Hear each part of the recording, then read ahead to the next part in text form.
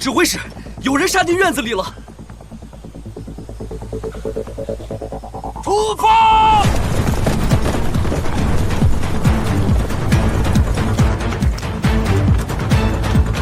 分组潜入，尽快找到义父。是。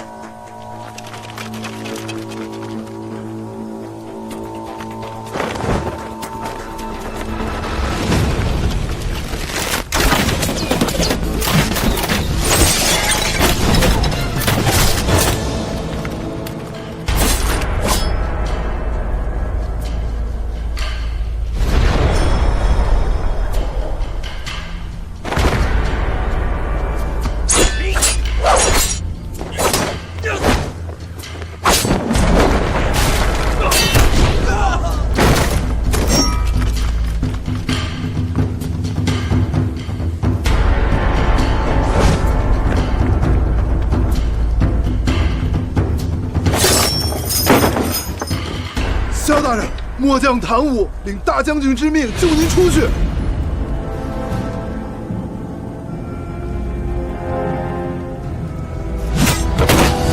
大人，找到了。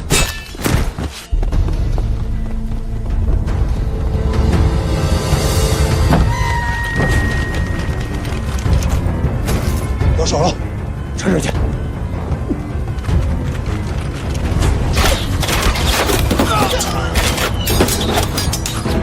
进京，走后院。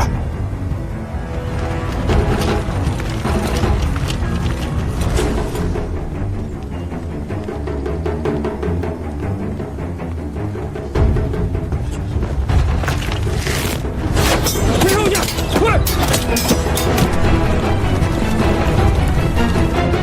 前后都被包围了，这是早有准备，莫非是沈仲和范闲联手布局？ 已经不重要了，兄弟们，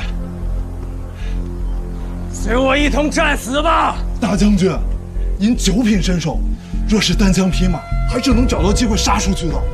独自逃命，非我所为。大将军不走，谁为我等复仇？大将军，别说了。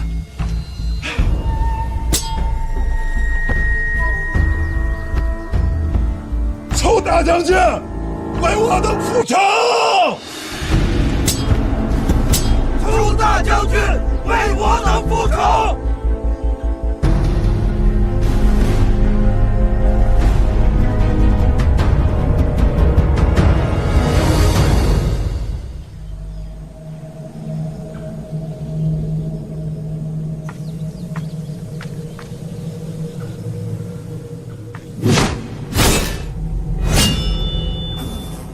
指挥使，怎么样了？已经围住了。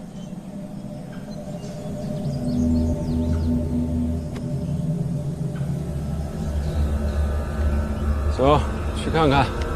是。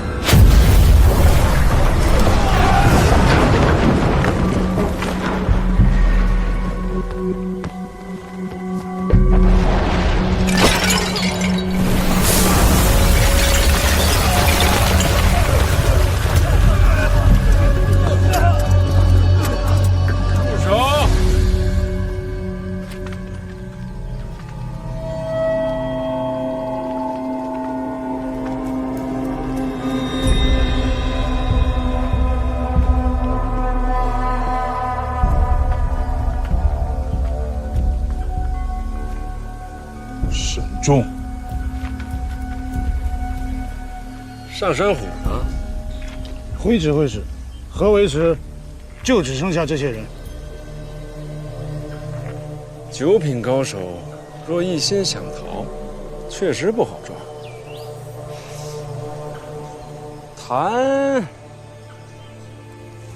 谭武，我见过你。我留着萧恩，就是在等上山虎来救他。我都等心急了。上山虎，此事与他何干？哼，还想护主啊？啊？ 此乃我等自发行事，与他人无关。你承不承认不重要，你是上山虎亲卫，抓了你，就能定他的罪。边军百战，从未有束手就擒之人。我知道你想战死，我无所谓。反正拿上你的尸体，一样可以去指认上山虎。你凭什么指认？就凭你是谭武啊！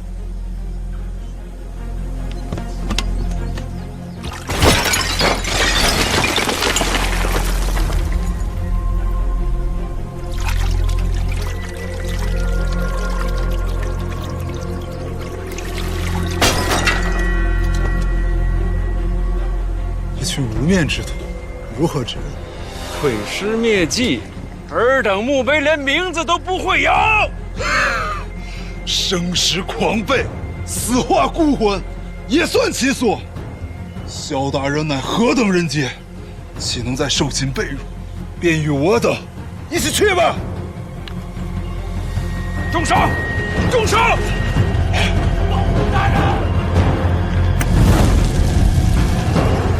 敢陷害我，神州杀我！万陷害我，神州杀我！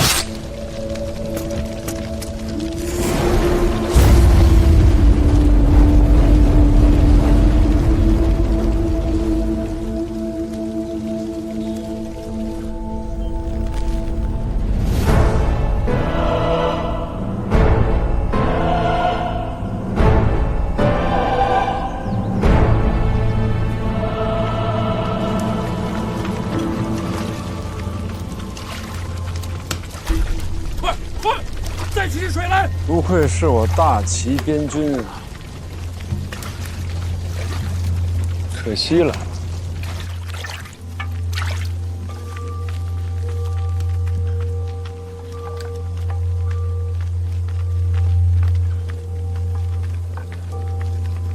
人烧焦，没救了，看身形就是肖恩。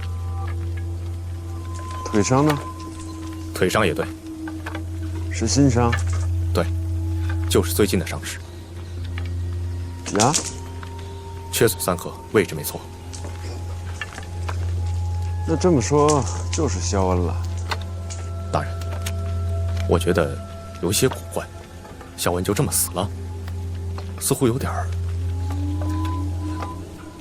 我觉得他就是肖恩。是，他就是肖恩。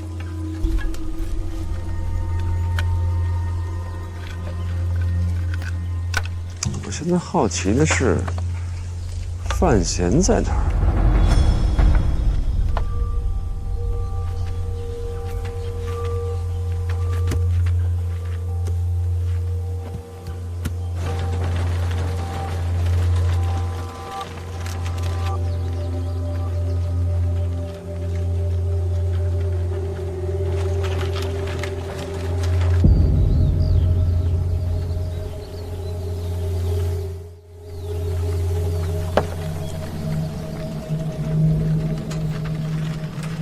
来了，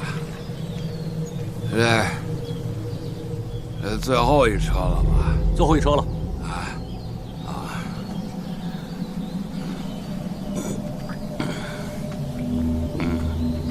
31、32、33、34、35、36、37、38、39，这怎么多了呀？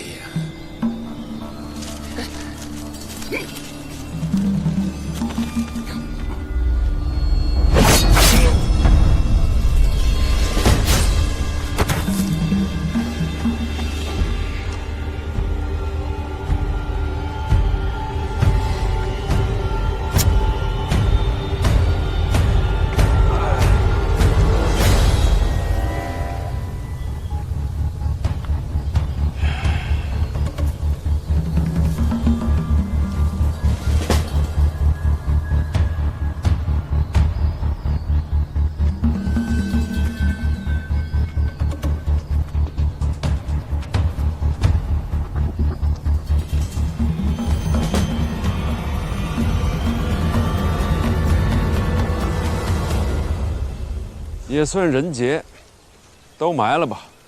是。我们回城拜访大将军。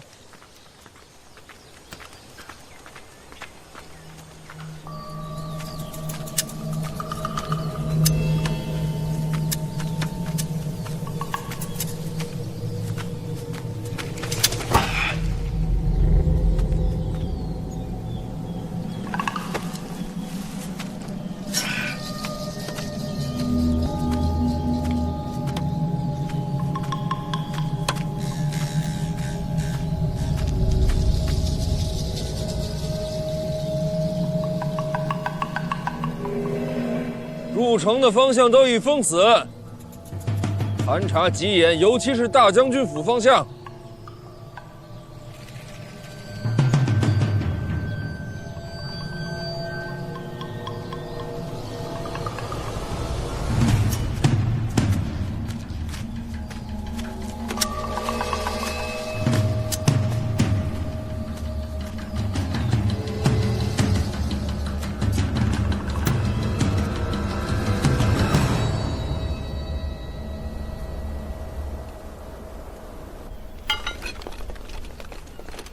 锦衣卫镇抚司指挥使沈仲求见大将军。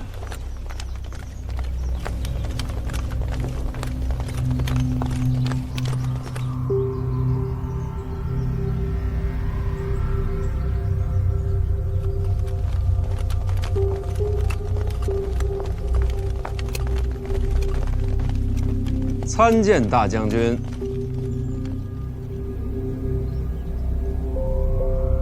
沈某前来烦扰，是有事禀报。今日有贼子劫狱，将萧恩罗走，幸好未曾逃远，被我等追上了。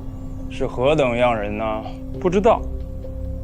这些贼子焚身自尽，倒是难以辨认了。此等事，为何来与我演讲？这不是萧恩也被一把火烧死了，毕竟是大将军义父，总还是要禀报一声。知道了。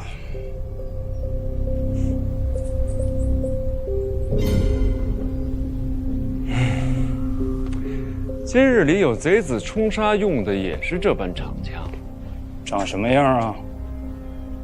蒙了面，瞧不出。大将军可知，还有谁用这样的枪？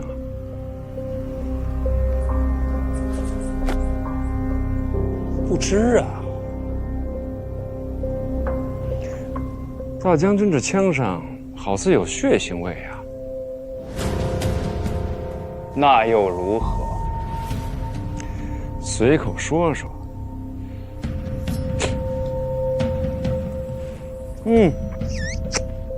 好枪。对了，有一事忘了说了。至于萧恩此人，太后那边始终有些犹豫，考虑将来是否启用。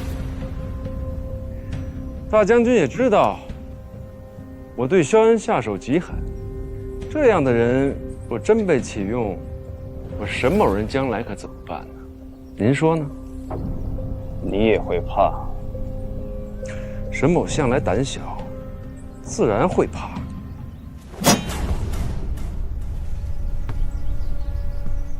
我考虑过杀了萧恩，可是太后那边始终是不好交代。现在有反贼劫狱，置其于死地，却是替我消除了隐患。那我该恭喜你了，沈大人。大将军，你知道吗？我请郎桃与何道人一直守在暗处，若是真有人移花接木、借尸还魂，两位九品出手，才是真正消除隐患。如果有人趁乱逃离，不知道会不会逃到大将军府上。若是现在还没人来，想必那人已经身首异处了吧？真是好枪！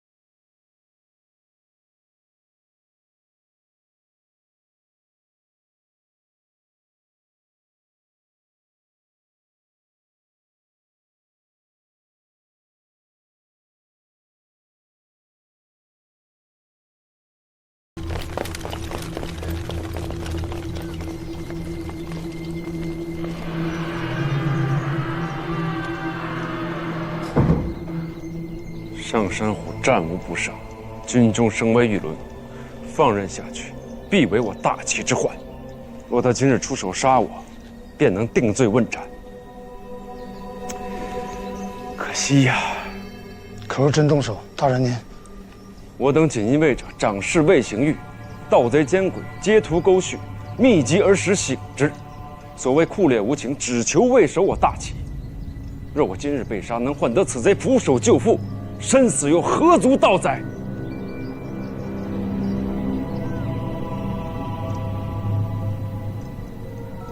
可惜，可惜呀！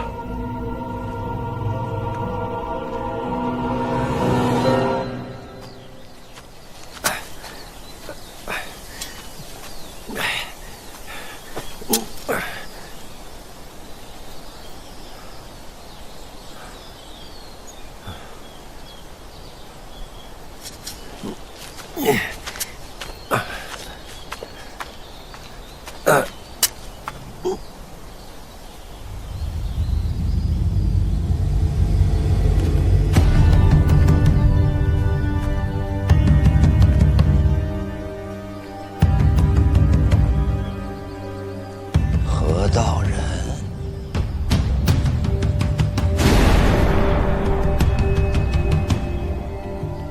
沈仲好算计啊！还等什么？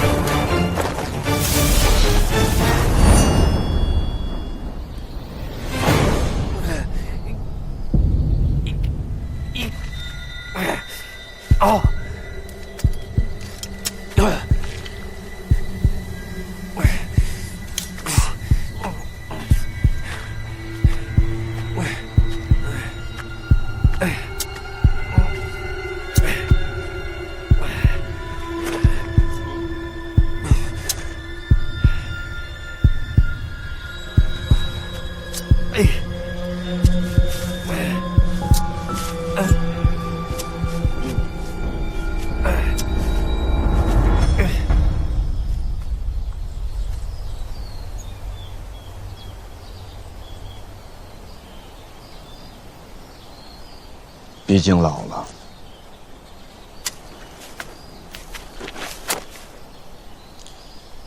光阴最杀人，不是吗？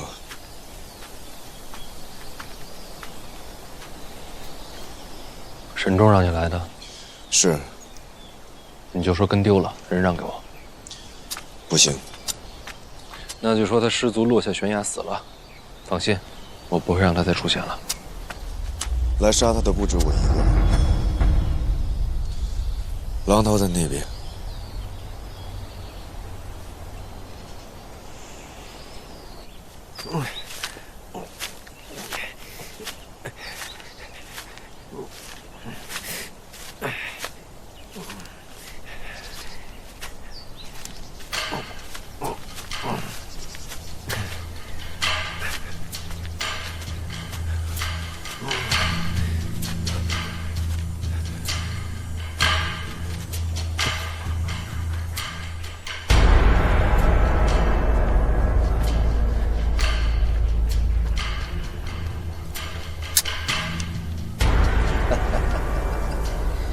沈仲还真看得起我啊！苦荷呢？他怎么没来啊？家师嘱咐晚辈，一定不能让先生活下去。师命难违，还请先生见谅。苦荷的徒子徒孙和他一样，表面上大仁大义，暗地里却是大奸大恶之人。要杀就杀，何必说得这么委屈？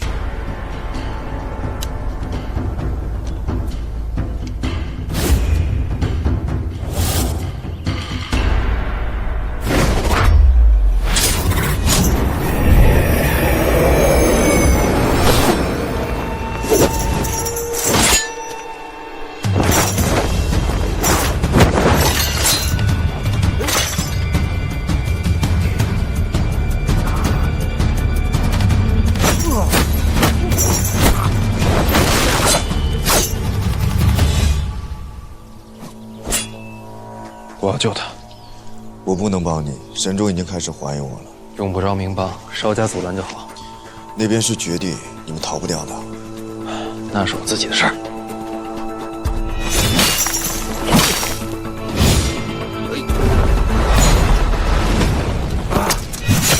哇！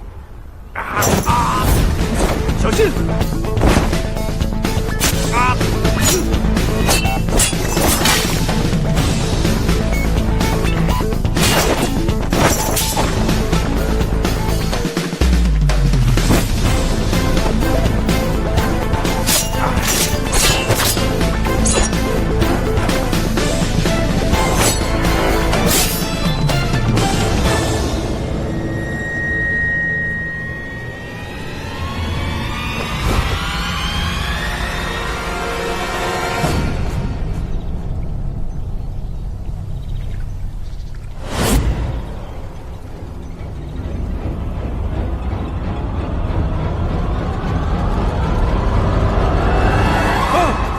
陛下，陛下，哦，陛下，没事没事，朕刚才做了个噩梦。臣一时情急，冲撞陛下，愿令责罚。北齐使团有消息吗？回陛下，北齐之都距此遥遥千里，来取消息所需时间甚久，现在并无任何讯息。陛下，这几日您一直不在宫内，太后那边有些着急。哦，下去吧，下去吧。是。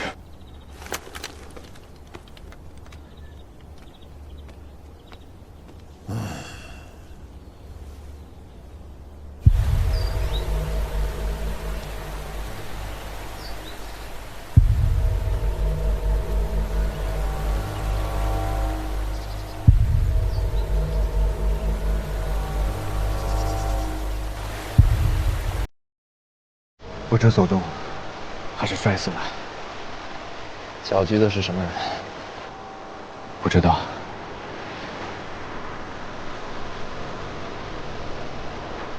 死要监视，搜衙邸。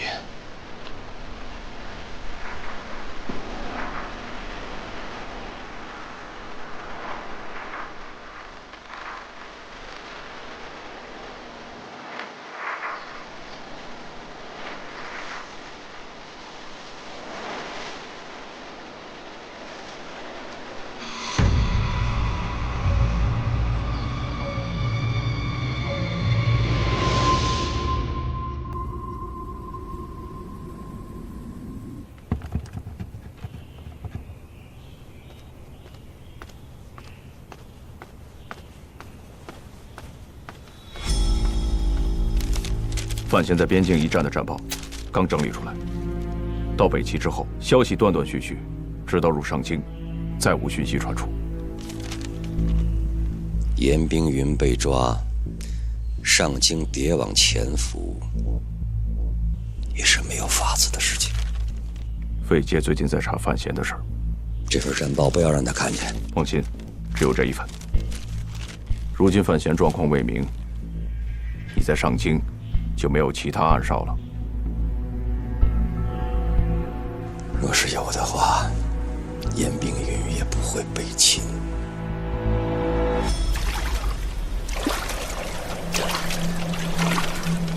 你那边看看。是。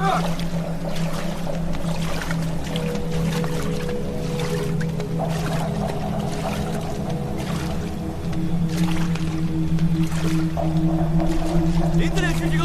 是。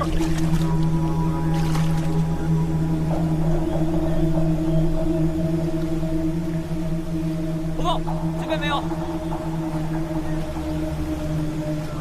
肖恩的伤势如何？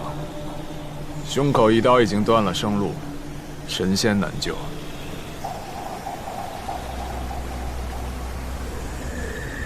不管救人的是谁，终究是一场空。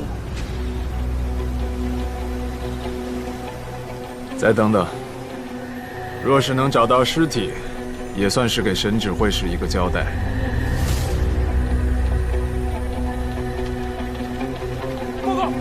去！人力搜查。是。范闲那边有消息了吗？入了上京，并无异常。有战报吗？没有。影子，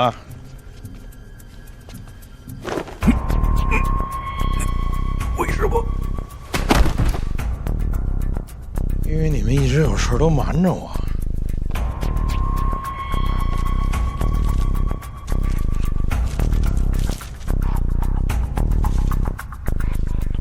这么些年也没人看见影子到底长什么模样啊？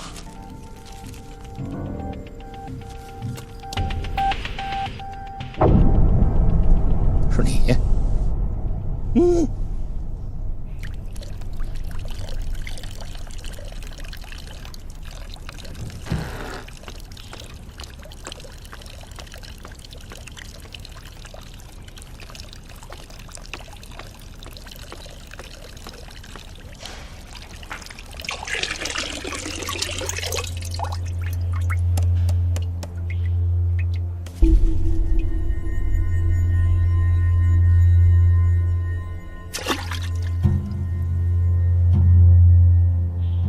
影子怎么了？睡了。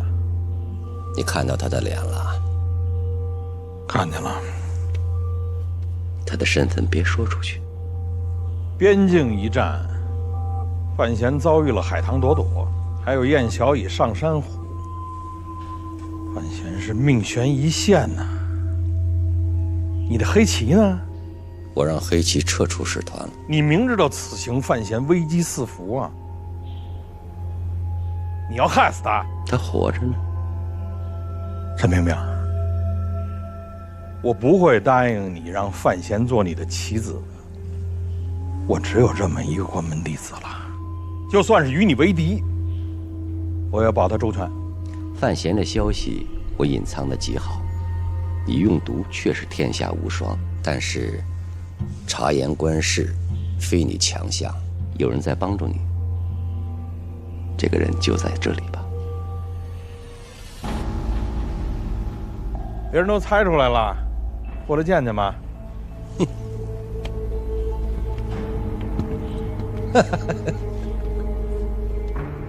伪猜就是你，到现在院子里都没有察觉，只有你有这个手段。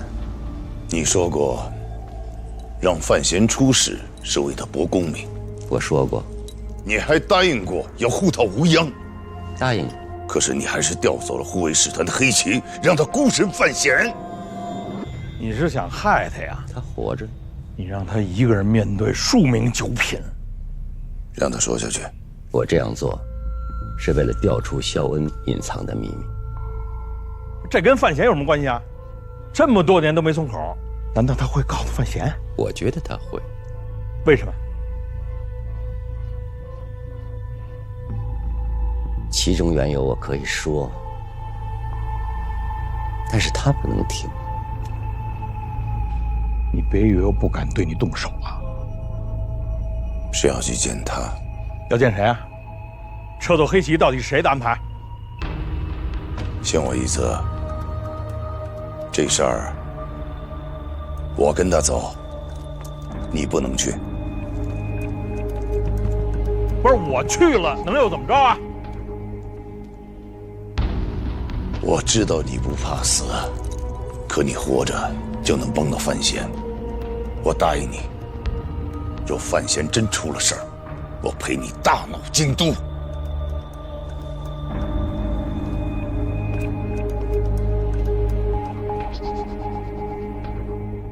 我不管谁要害范闲，他要出点什么事儿，我要天下陪葬。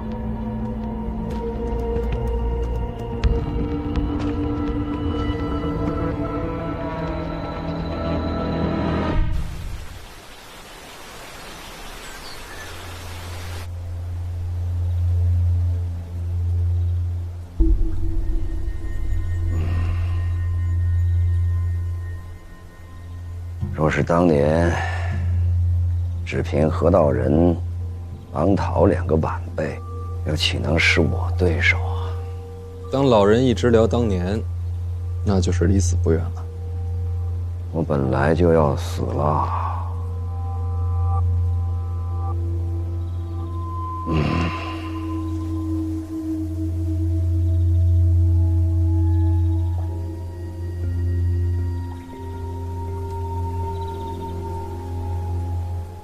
给我药岂不是浪费？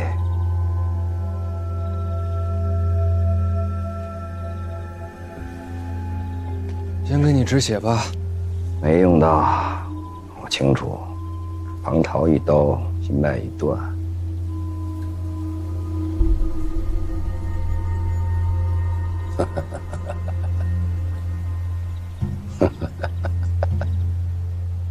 那你笑什么？笑你呀，范闲。我有什么可笑的？你没什么好笑的，可你救了我，我很开心。你这是开始胡言乱语了。所以撤走黑旗，置范闲于险地，这一切都是陛下的旨意。陛下要是想杀范闲，直接下旨就好，又何必劳师动众，还把人送到北齐？说到底，他只是一个臣子，生死都在陛下手里。血止住了。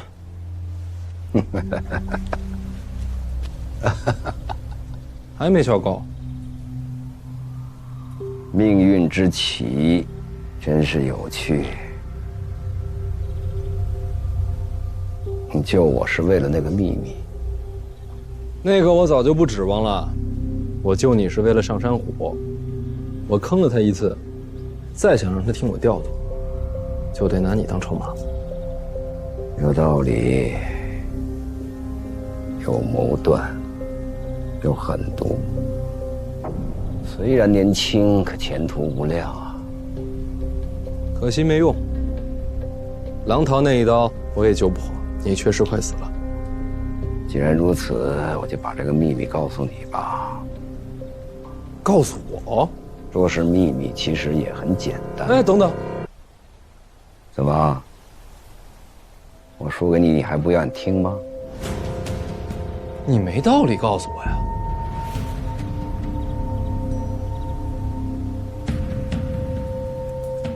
我要死了，或许不想这秘密，随我散于九幽。若是生死能让你动摇的话，监察院这么多年，你早就说了。也或许是送我归来，一路有缘吧。哼。又或许你救了我，我感动了。生死都不能让你动摇，何况是一次出手。再说我是为了利用你，你不是这种人。你怎么知道我不是这种人？我能肯定，因为我们是同一种人。现实、残忍、狠毒。说得好，说得好啊！我们是同一种人，同一种人。所以你没有理由把绝密托付给我。你长在儋州，是，算起来刚入京东不久。没错，这么快就升到了监察院提司？正是。你父亲是谁？我父亲是范建。范建，什么官职？户部侍郎。我记得，他和陈萍萍相熟。那又怎么样？既然范建在京都，为何把你留在儋州？这与你何干？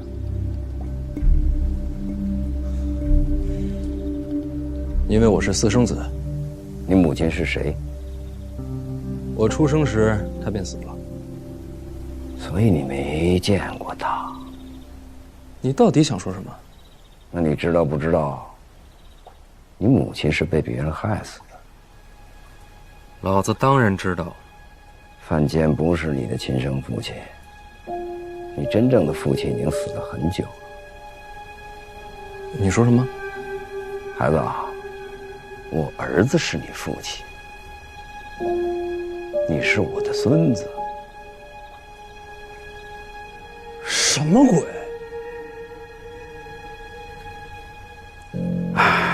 我这只血脉近乎断绝，说是孤魂野鬼也不为过呀。沈仲把你怎么了？我知道你多少会有些不信。什么叫有些？完全就是扯淡，好吗？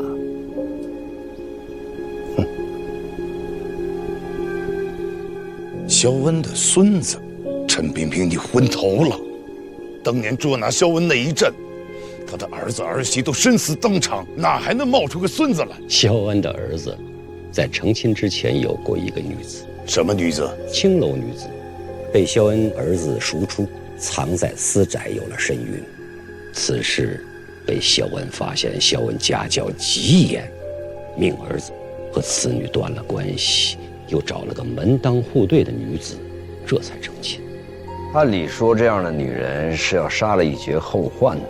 她必定有了身孕，我当时就把她藏在外面，想着等孩子出世以后，再考虑是杀是留。她就是你的母亲，从小迈入青楼，不知本名，只有个青楼的玉名叫玉香。这就是你母亲的名字了。你母亲才玉香呢，你全家都玉香，还肉丝呢。我被抓之后，不见天日的受尽折磨，唯一能让我坚持下去的，就是这点血脉了。可到最后，还是让陈萍萍发现了。没斩草除根。你若死了，我也就断了活下去的念头。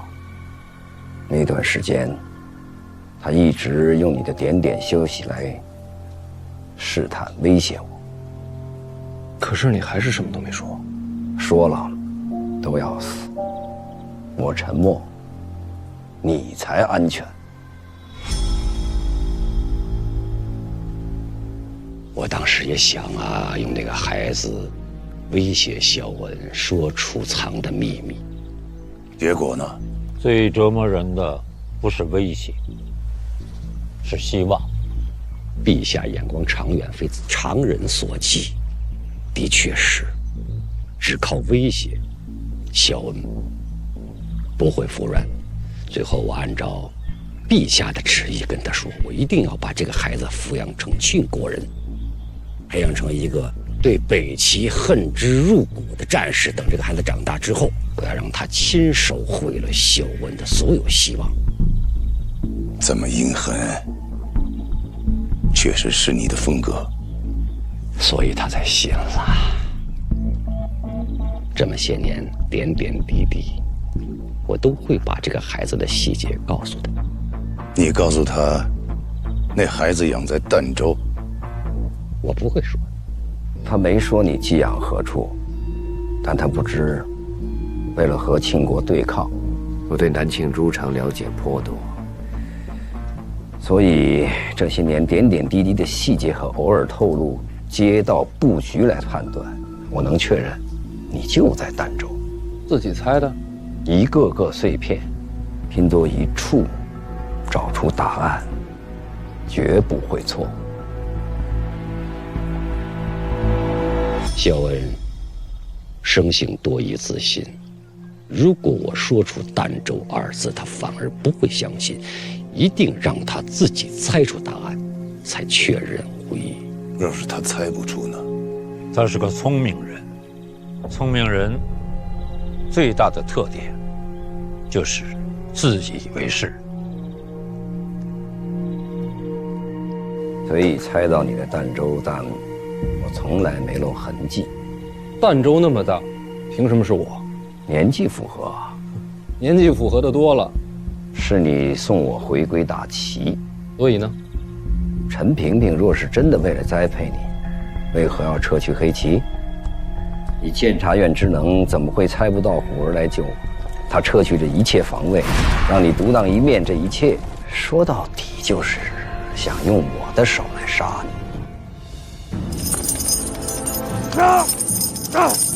他是范闲，监察院提司，他送你。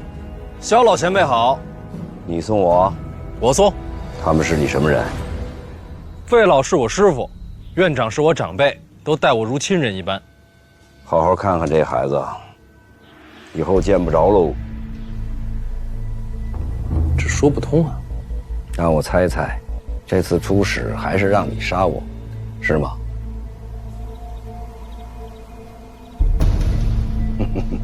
不觉得矛盾吗？让你杀我又不顾你的安危，所以他到底希望谁死？都可以，你杀我也行，我杀你也罢，他都愿意看到。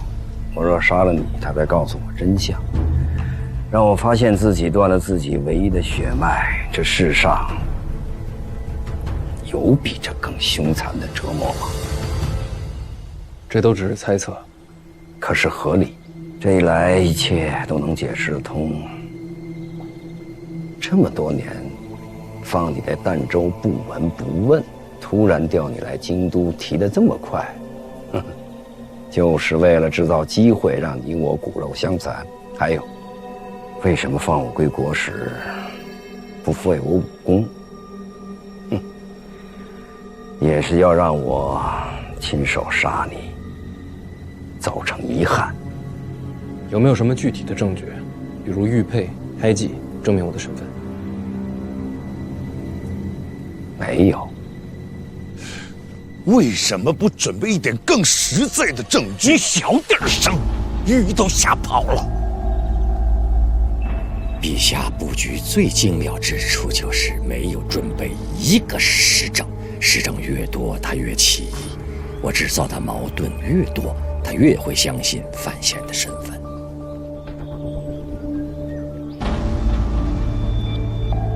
真是好手段呢！将人心做战场，才是最惊心动魄的。可是事实如此啊！以你的才智，也该明白我所说的可信之处。陈萍萍唯一算错的，算是没想到我已经猜到你寄养的儋州，结果就这一点破绽算出全局，才解开了真相，避免血脉相残。所以那时候你不让上山虎杀我？是。可这后来一路上你也什么都没说。贸然说起，你会信吗？你现在还是说了。因为我快死了，信也好，不信也罢，我总要将真相告知。有一处古怪，陈萍萍为何要花如此大的力气折磨你啊？因为当年是我断了他的双脚，他对我恨之入骨。陈萍萍这种人，一旦心中有恨，就算10年、100年，他也不会放手。过了再久，他也会复仇。萧恩还算了解我，知道我一旦有了仇恨，永远不会忘记。但是有一点，他猜错了。我并不记恨他，我抓他，杀他全家，他废我双腿，这很公平。我没有理由憎恨他。如果我没听错，你抓他不久，就开始编造谎言。是，这么多年不曾间断。经过时间，才更真实。刚出生，就把范闲当作棋子。要知道，骗一个聪明人，不经过漫长的时间，谈何容易？那你们有没有想过，万一黑棋撤走，万一萧恩不够聪明，万一他没上当，万一他真的杀了范闲怎么办？不撤黑棋，萧恩不会相信。所以这就是用范闲的命来冒险。你还有完没完？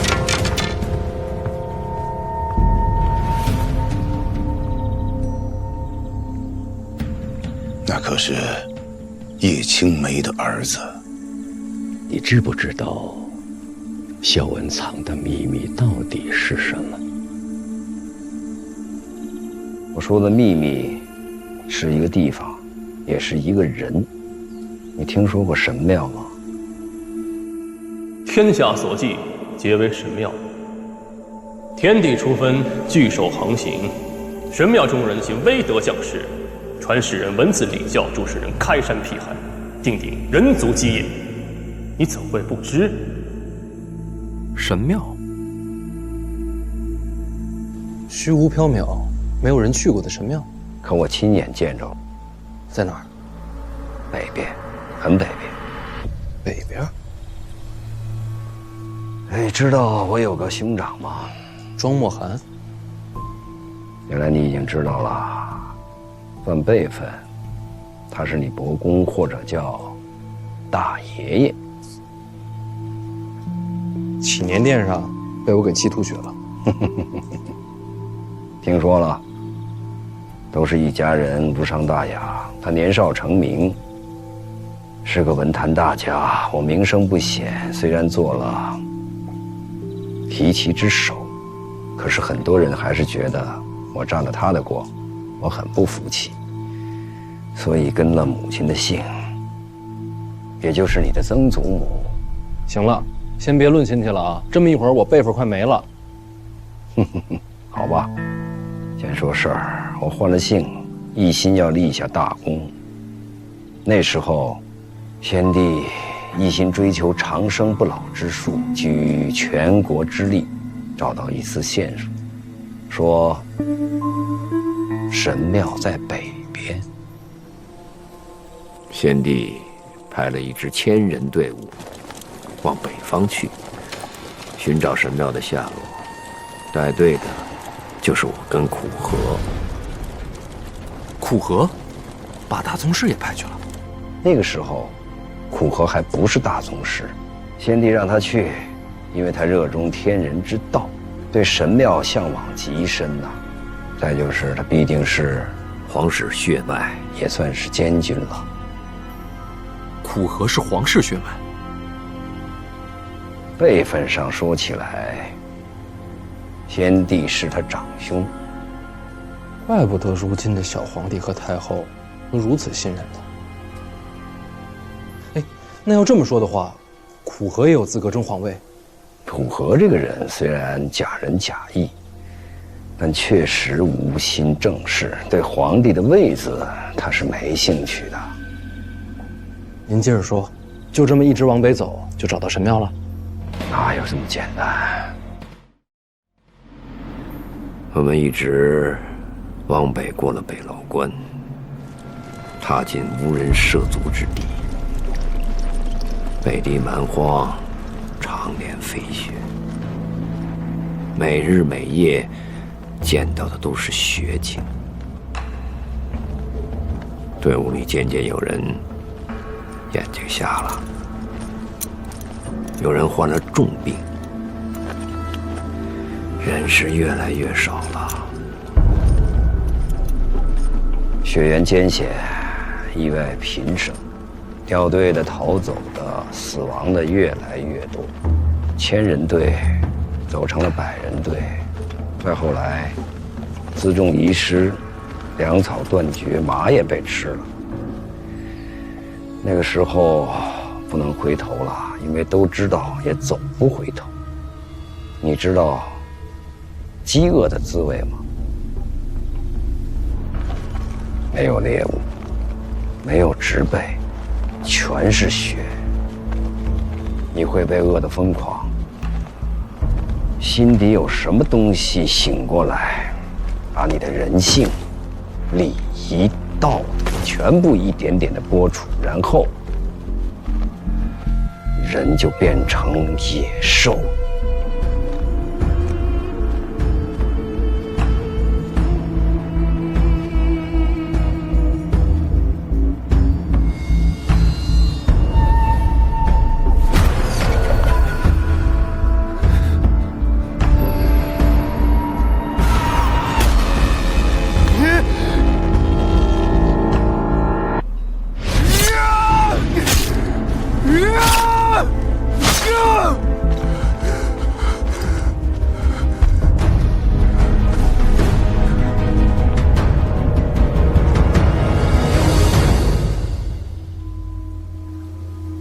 你绝望过吗？很好，我希望这一辈子你都不要有这样的经历啊。最后只剩下了我跟苦荷2个活人，按理说我们是有一个结局，互相残杀。然而在这个时候，我们见到了天怒。或许是神庙知道凡人试图找到他们，因此震怒；也或许是在惩罚我们所犯下的罪行。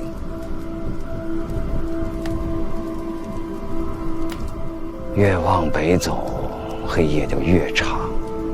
终于有一天，上天降临了无边无际的黑夜。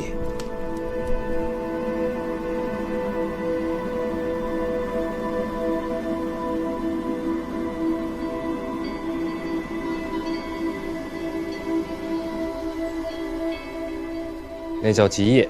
为什么这么叫？谁起的名字？啊，我随便说的。你接着说。遇到极夜，在之后呢？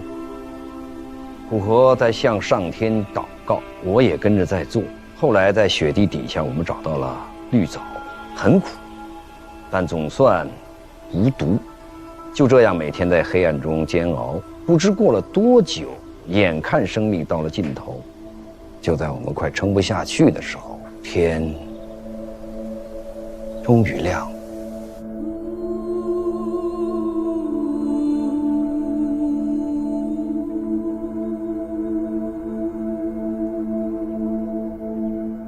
这是上天赐予我们的希望，让我们能坚持着活下来。你们运气还真不错，几个月的极夜都能熬过来。然后，我们就找到了神庙。在哪儿？建在哪里我不知道。你们不是找到了吗？他本来不在那儿。可是，一眨眼就出现了，我到现在都不明白他怎么出现的，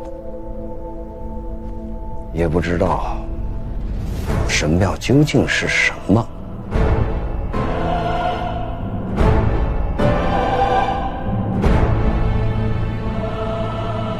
灰墙跟棕色大门，我大齐供奉的神庙建筑便是这个颜色，和南庆的却是不同。也就是说，庆国建的是错的，北齐的才是正确的。不，它是我们看到的，是我们心里的认知。他，苦荷说的？不是苦荷。你刚才不是说千人队只剩你们2个吗？怎么又多出一个他？不急，你听我说下去。好，你先说。找到了神庙，进去之后见到什么了？进去。进不去的。你刚才不是说有个棕色大门吗？有门，但是碰不到。什么叫碰不到啊？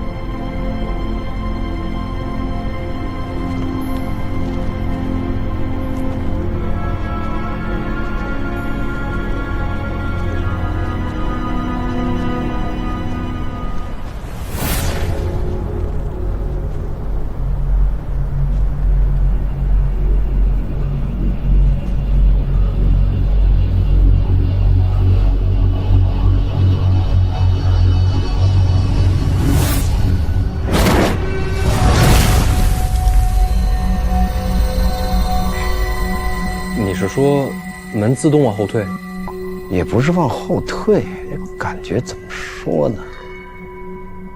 就像那扇门本来在这里，当我伸手时，它就自然而然地到了另一个位置。不管我怎么往前冲，就是只差那么一点点，一点点，又好像隔了整个世界，永远触碰不到。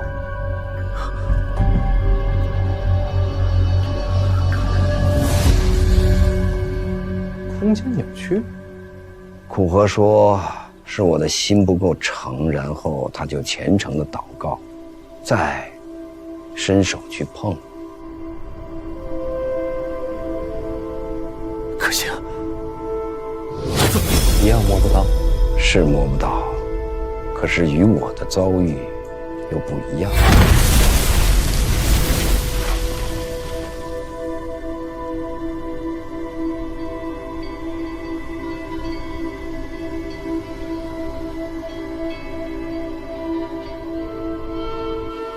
全息影像？什么？就是一种光影错觉，看着真实，其实不存在。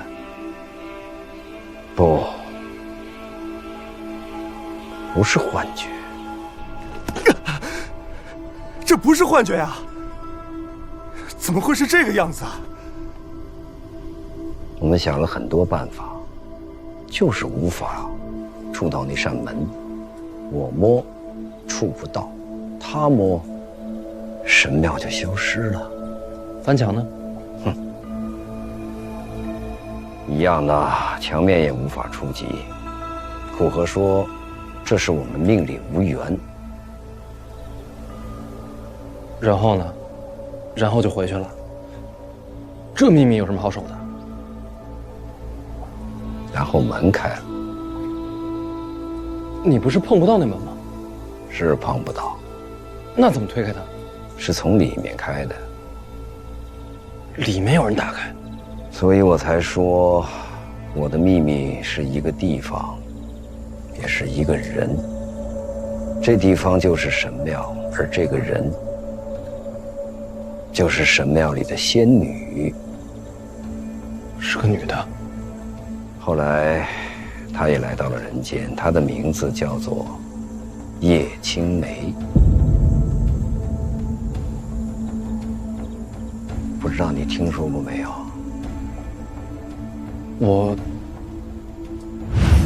她叫叶青梅。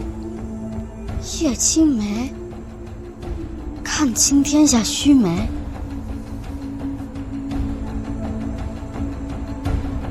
世上没有规矩能锁住她，她永远能做出别人想不到的举动来。你知道这个院子住过谁？不知道。住过朕的一位故人。当年他就站在这儿，我问他，监察院出舍要种些什么花，只要他开口，再名贵的花我都能找到。你母亲确实是天下无双啊！老娘究竟有什么魔力呀？她是指引者，亦是背叛者，是补天之女娲，是万象之阴，是终结之末。你好，儿子，你没有看错，这封信就是写给你的。当然听说过。不止听说过，她还是我娘呢。那是我第一次见到她。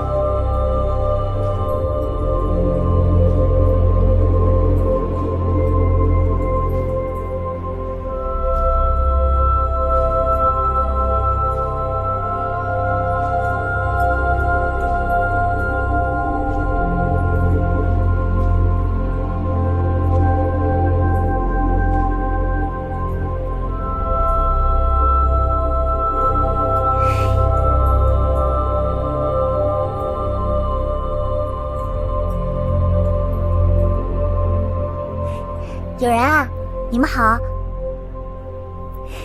今天天气不错啊。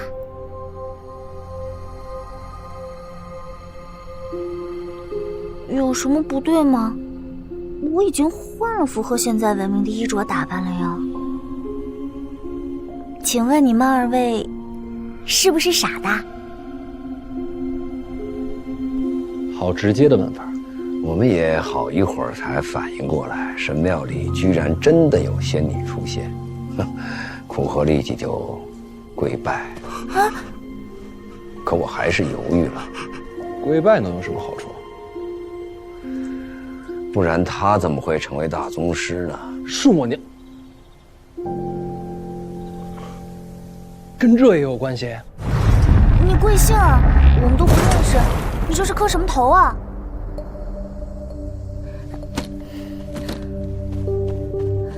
啊，这地方有点危险，先离开再说。来，你再这样磕下去，都磕成脑震荡了。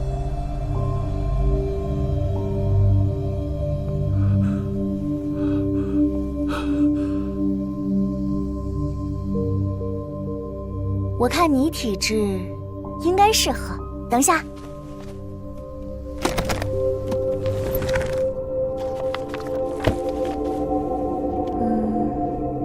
给。我已经换成你们现在习惯的行文方式了，你照着看就可以。秘籍？某种意义来说，算是吧。你也可以一起看，不过它比你更适合。好啦好啦，我要先走了，回头他们再追出来了。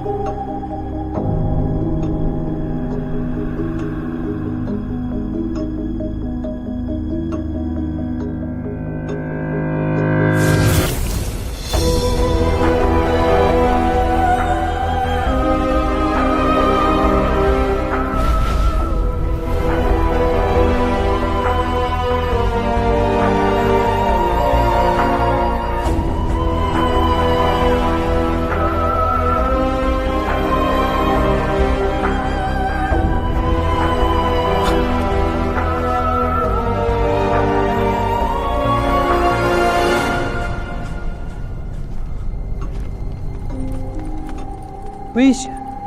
什么危险？他说有东西不想让他离开，然后有人在里面阻拦追兵，所以让我们尽快带他离开那片雪山。去哪儿？你们就带他回了北齐？是。那本秘籍呢？我和苦荷一起研究过，和他说的一样，我怎么练都不如苦荷提升得快。你们就一路回了北齐？不，一路上他问了很多。快到北牢关时，他和我们分开了。分开？为什么？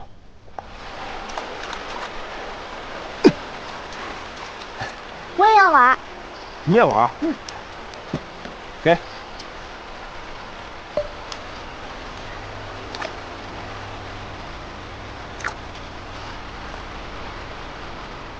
你们先走吧。那你呢？有东西跟着我朋友了，我得去帮他。我等愿你相助。不行，以你们现在的状态，存活率不到1成，基本上就是必死了。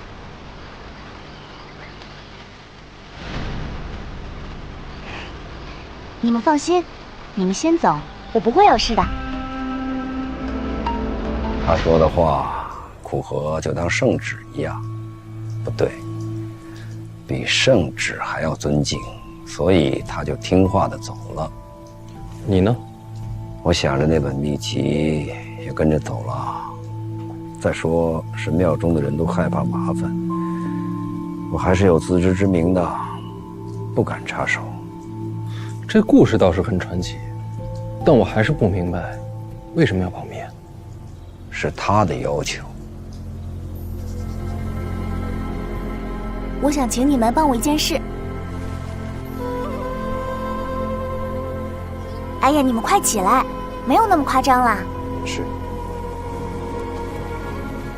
只不过呢，我希望你们可以保密，不要把神庙的地址说出来，也不要说在神庙见过我。总之，关于神庙的一切，都请藏在心里，不要外传。是。为什么呀？你知道神庙长什么样子吗？之前见过，黑墙慧眼。其实不是的，那只是你们心中的认知。你们觉得它长什么样，你们就看到什么样。有人觉得神庙应该金光闪闪的，那他看到的应该是一座大金宅子。神庙会根据人的心愿而改变吗？可以这么说，它确实可以读懂人心中所想。那要你这么说，这神庙好像是活物啊。也可以这么说吧。真的是活的？但又不完全一样。按照你们理解的话说，就是神庙底下关着不好的东西，一旦找到他的人越多，那他逃出来的机会就越大。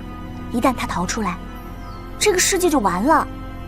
所以为了世上众生，我请求你们帮我保守这个秘密。我会用我的生命守护这段经历，尽我一生所能，封锁神庙所在。那就谢谢你们啦，我先帮我朋友去了。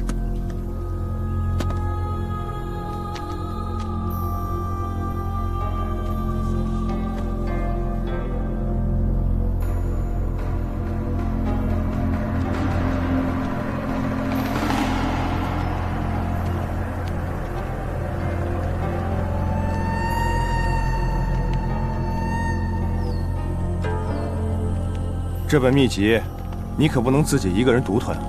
萧大人，神庙的事请埋在心底。若被我发现你将此事泄露，我会杀你。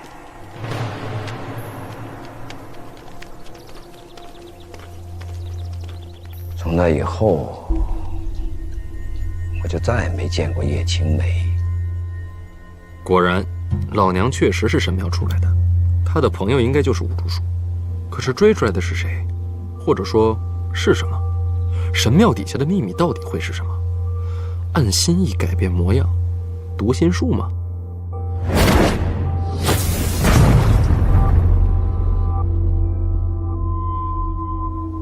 在想什么？没什么，被震撼。所以这秘密你就一直守着？我答应过的事儿，很少食言。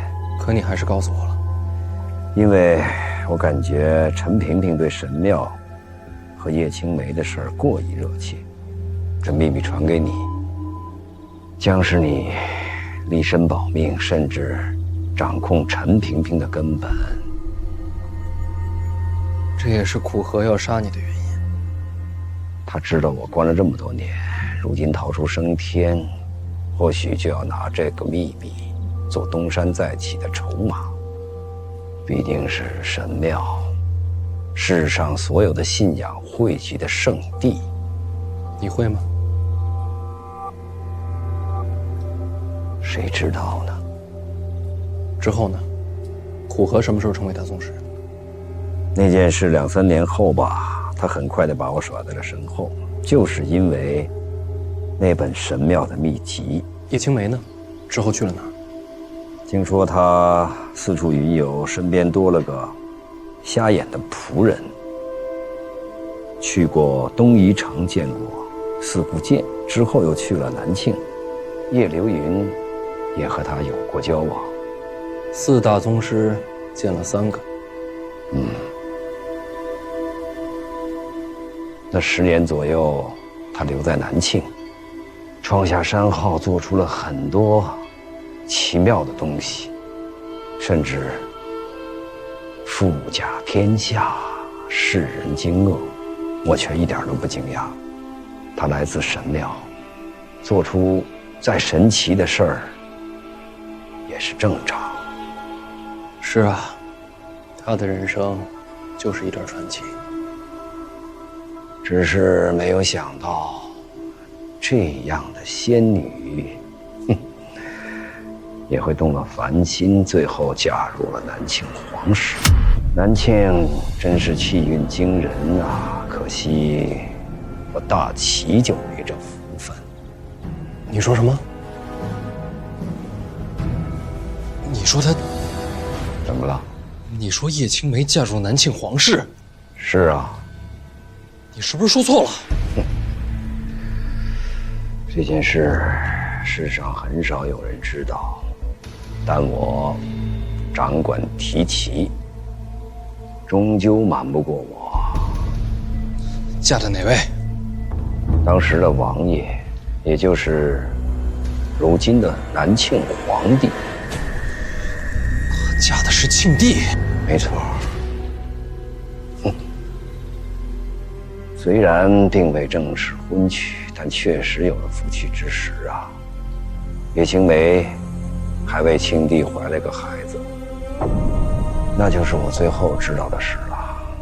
之后就是陈萍萍奔袭千里，将我抓去南庆，关进监察院后，就不知道叶青梅的事了。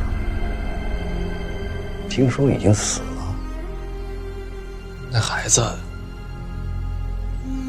是庆帝的孩子？确实如此，算起来他和你年纪相仿。我关了太久，不知道皇室的状况。那孩子现在是第几皇子，可有非凡之处？京都不是什么好地方，奸帝死在京都，李娘死在京都，留在儋州，命会长些。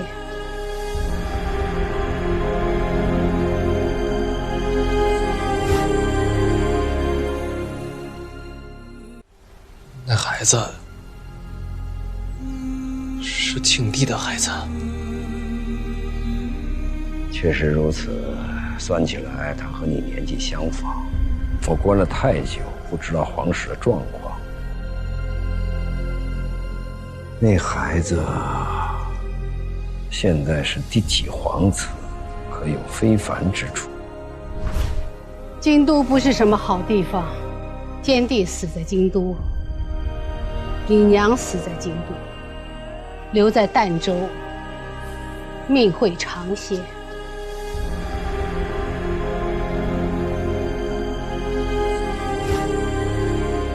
我娘死在京都了，杀她的人还在吗？我不知道。宫中有旨，召你入宫。原来如此，这才是陈萍萍和范建隐瞒的真相，这才是多年不让我入京的原因所在。我不是范家子弟，我是庆帝的儿子，我是皇子，我的身体里流着的是他的血脉。朕有些累了，先歇息了。你们兄弟三人吃吧。不想就不跪。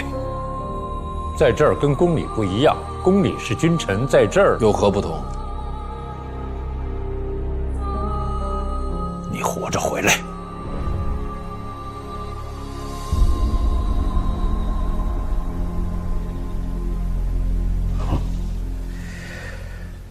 一下子这么多事儿，又突然知道自己的身份，确实很难接受。没关系，你心里明白是我萧家血脉就好。憋了这么久的秘密说出来，轻松许多。只是接下来这担子要放在你的身上了。您还是少说些话吧。都要死了，有什么区别啊？纵你这么横案，关了这么多年，不喜欢。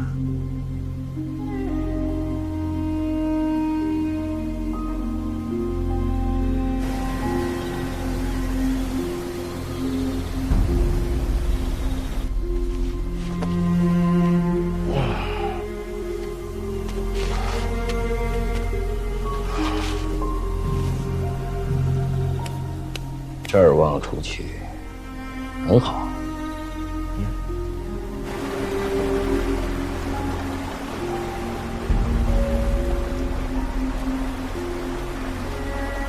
千万别让顾河知道我跟你说了这些。我知道，不然他要杀的就是我了。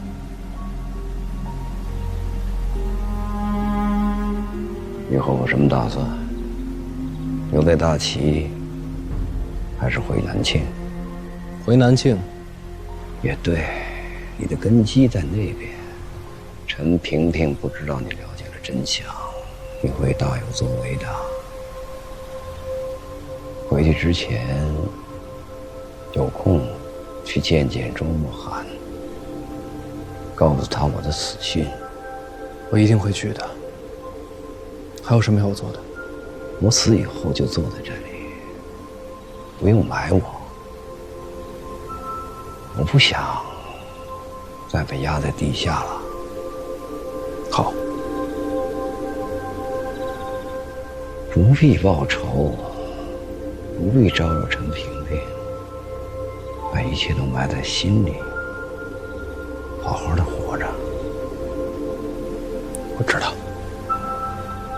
你说，死了还能见到他们吗？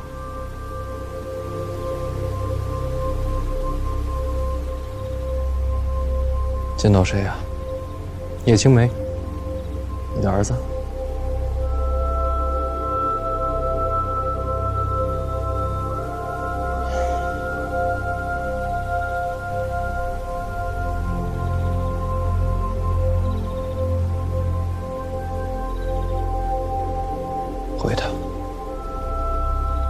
会见到的。